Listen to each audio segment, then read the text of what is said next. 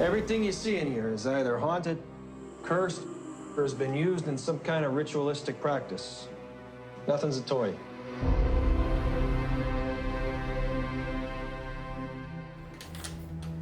We always try to ground our Conjuring Universe movies in reality, and the fact that the Warrens really have this artifact room in their house was something that drew us to it immediately.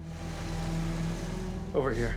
We love the idea that they bring back souvenirs, if you will, from the cases they investigate, put them in there, and they have a priest who regularly comes and blesses the room to keep it secure.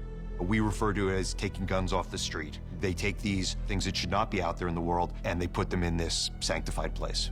Every time you see the artifact room in any of the other movies, you're sort of going like, what's that story? What's that story? What's this story? Ed and Lorraine have a ton of cases to explore, and this gives us an opportunity to get a glimpse into a couple of them.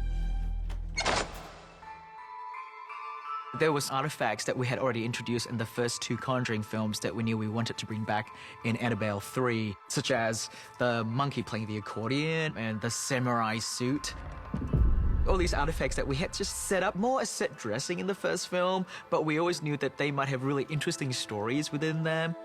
I love the monkey. He had to be remade because he does some really great things, like he plays his machine. So that was a big challenge about how we were going to get him to do that on camera.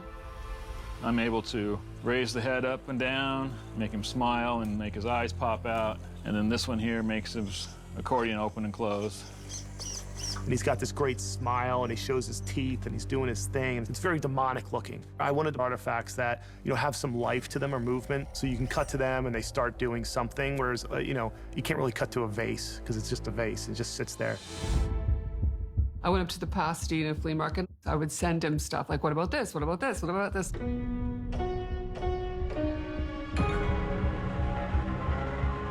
One of the ones that I really liked was a little machine that you used to tap Morse code on. I really wanted to explore technology throughout the ages. What's the messages it's getting from the afterlife?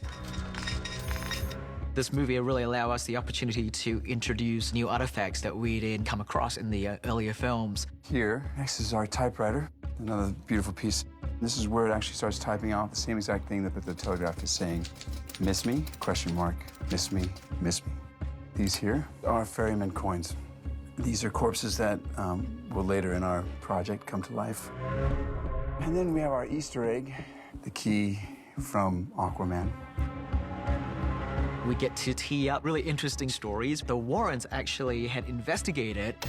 We have an old television. The design of televisions back in the day were very futuristic, because I wanted to tell almost a Twilight Zone-esque scare with it. It might have an image on it that's really scary, or telling the future in a few seconds in advance. We're approaching a corner and something's just going to jump out. Daniela? What is happening? Okay, cut. There's so many artifacts in that room, and there's so many Warren cases. It comes down to, which ones are we going to tell? Annabelle really has this great shorthand where you can just cut to Annabelle, and immediately people are sort of already on the edge of their seat. James designed such an iconic look with her. We see her origin, we see where she went, and now we see her coming to the Warrens' house. And we feel like that is a great introduction into the haunted artifact room. What'd you do to get in there? She is the most prized possession in their collection. We've seen her in the other movies where she's supposed to be locked away and kept safe. And now we're going to see her unleashed and start to play with these other artifacts in the room and manipulate them in order to help manipulate these girls. It's the doll.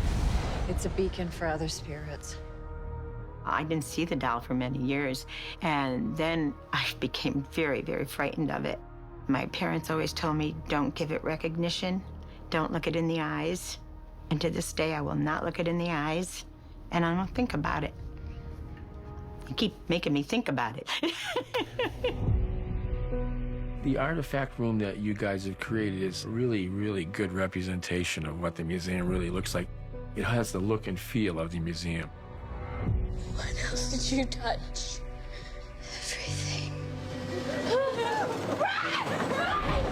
We knew that eventually we would get to the place where we are today with Annabelle Comes Home, having the artifact room be the central conceit of the entire movie. We finally play it out to its fullest extent.